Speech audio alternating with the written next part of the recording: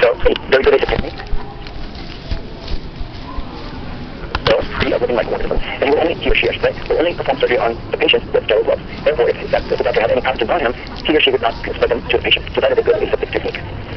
So to this point, I told you that Louis Pasteur coined the term of the germ theory. So he hypothesized this theory that pathogens are responsible for causing infectious disease, but he didn't prove that theory. It was actually that Robert Koch, his experiment, that proved the germ theory.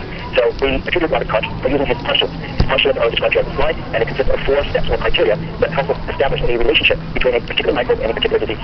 So they're listed here. And the first one says that the microbes must be found in abundance in all organisms suffering from the disease. So as an example, we could be the organism, so any of us that has a certain flu-like symptom, then you'd have to isolate the virus influenza. And it has to be present in any patient that has a flu-like symptom. But this organism should not be found in healthy organisms, so in healthy patients that do not have the flu-like symptoms. If microorganisms have to be isolated, that means that they have to be removed from the organism or the patient or the animal, whatever it is, that has the disease, and have to be able to be grown in a pure culture. That means we have to go to make sure that it's just that particular microorganism and not a mixed culture containing other microorganisms. Once that microorganism is grown up as a pure culture, it then has to be introduced into a healthy individual. This is step number 3. And that healthy individual, step number 4, has to then experience the disease-like conditions. So you have to be able to pass on the disease from one organism to that of another. And finally, you have to isolate that organism again from the now second disease individual and prove that it is the very first microbe. We'll talk about this later. But this is another example of a highly controlled experiment that proved the germ theory. So microbiology is a full experiment, and you can't get around studying microbiology without understanding how to do experiments. Okay, so let's recap the earlier contributions of the scientists that studied microbiology. Basically, we know that microorganisms can be present in non-living matter, such as the air. We described that they're found in liquids and solids. We know that microorganisms can be destroyed by heat, since the experiment we discussed. We also know that there are methods that we can block the access of airborne microorganisms. So remember the containers that were sealed. We can prevent these foods, these blocks from spoils. So we know that's here by canning. These techniques are now standard practice in the lab during medical procedures. Not only are they medical procedures, but also in the food industry to prevent spoilage of food. There's only one more point before I end this video to discuss another early contribution, and that is of vaccination.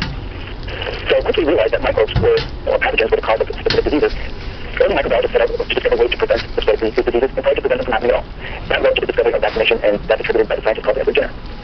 During the days of Jenner, many people would acquire smallpox, which was a deadly disease. One of the symptoms of the disease was these skin lesions or pock-like marks.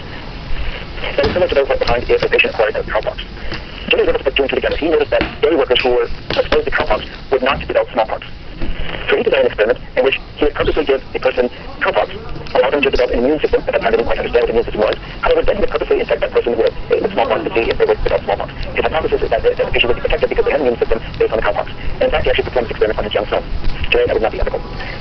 He showed that if his son, who first was exposed to cowpox, once he was purposely given the pox that came from a lesion of a person suffering smallpox, his son was immune and never acquired that smallpox.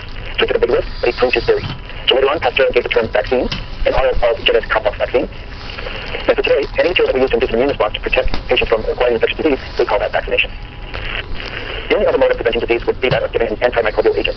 So at the time, we had a scientist under the name of Paul Ehrlich. Paul Ehrlich was working with different dyes, and he hypothesized that these dyes could selectively target disease-causing agents. These agents would kill the disease-causing agents, the microorganism, but have little or no harm to the host. So this led to the beginning of the study of antimicrobials. Talk about more of those in the upcoming lectures under antibiotics, antibacterials, antifungals, antibiotics. So I'm just going to leave you with one more term, that some of these antimicrobials come under the classification of antibiotics.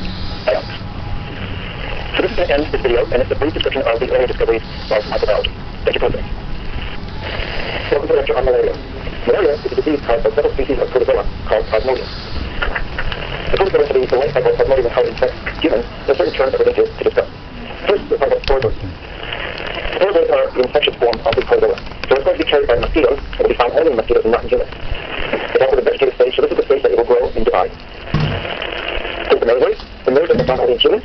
They are the daughter cells that result when sporozoids undergo a form of asexual reproduction called shizogamy. Shizogamy is when the DNA divides many times within a single cell, and then after several DNA divisions, do the cells divide into smaller cells. So our cells, we have to go a round of DNA replication, and our cells divide immediately. From shizogamy, there are many rounds of DNA replication before the cells divide into many smaller cells.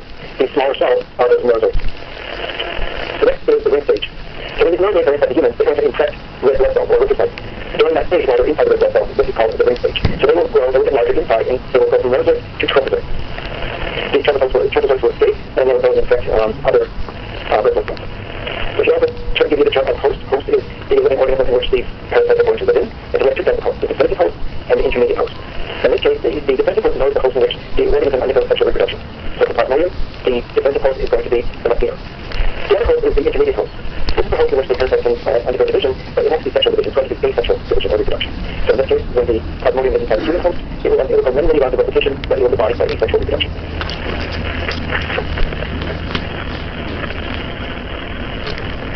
Okay, so we're going to start with the blood cycle. We're going to start with the sporozoids. So remember I told you that the sporozoids are the vegetative form that live in the mosquito. Okay, so then we have the sporozoids. We're going to put essentially within the anopheles. We have the anopheles mosquito right here, and so here's the sporozoids. They're undergoing sexual reproduction. This sporozoid right there, and he's going to invade the cells inside the mosquito, and then these small sporozoids which will go into the salivary gland. So on the of the mosquito, the sporozoids will migrate to the salivary gland. So the mosquito gets a blood meal. Some of these sporozoids are going to enter inside the host. So I have here, in the infected mosquito will bite the human, and it will infect or inject the plasmodium, the sporozoid, inside the bloodstream of the human cell. So here's the blood vessels and cervical cells in the skin. So sporozoids, when they enter the blood, they're going to go to the blood, the liver filters the blood. We have a pretty liver cell called hepatocyte. So this is known as the hepatic stage. The sporozoids will enter the hepatic cell, and they will undergo shizogamy. That means that their DNA will consist of several rounds of reproduction, and then they will form small forms of the sporozoids, which are called nervoids, and eventually the hepatocytes are going to light, and eventually these nervoids inside the bloodstream. Some of these nervoids may affect neighboring hepatic cells, but the majority of them will go into the bloodstream. So the important stage right here. This is a same cell, the same smear of red blood cell. So this is the red blood cell right here, transport coupled. Here is a sporozoid, as you enter the host cell, and these are the nervoids that are undergoing shizogamy, and they will form these red cells by the blood. Okay, so we're going to get these nervoids, they're going to enter the blood cell. They will undergo other rounds of asexual reproduction. They're going to make mature forms of tropozoids. And then, in the next stage right here, they're going to undergo several rounds of reproduction for many, many of these small protozoas called tropozoid stage. They're going to then divide by shizogamy. Here they're going to lyse the red blood cells. And this is going to several rounds of it. So out here, we'll release the waste part of the red blood cell is releasing the nervoids, which are responsible for tropozoids. And they will also release the metabolic waste. So if that waste is kind of toxic to humans, over the host, it's going to result into what we call the fever and chills. And that's going to be the first part. So we can do several rounds of this. So as these nervoids grow, they become the ring stage, they go back to tropocytes, so you can do several rounds of this type of reproduction.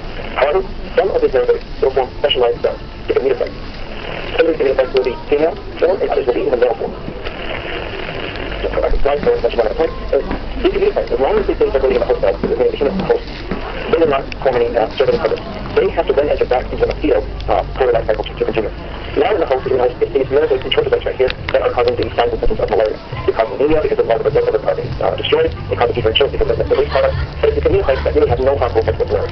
They have to leave the human host to another mosquito, something like that, and only when they actually enter the mosquito do they become important. After the mosquito, these will follow this direction. They will go back to the hinder where the male and female metacytes will join, and they will undergo sexual reproduction to form more sporozoids. They're always having the hinder, and once sporozoids are formed, they will migrate back to the salivary gland and start the whole process all over again.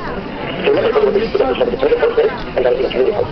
So the primitive host is a host which the parasite reaches maturity, and it will reproduce sexually. So in this case, it's the mosquito. The intermediate host is the one that causes the parasite is needed for short term.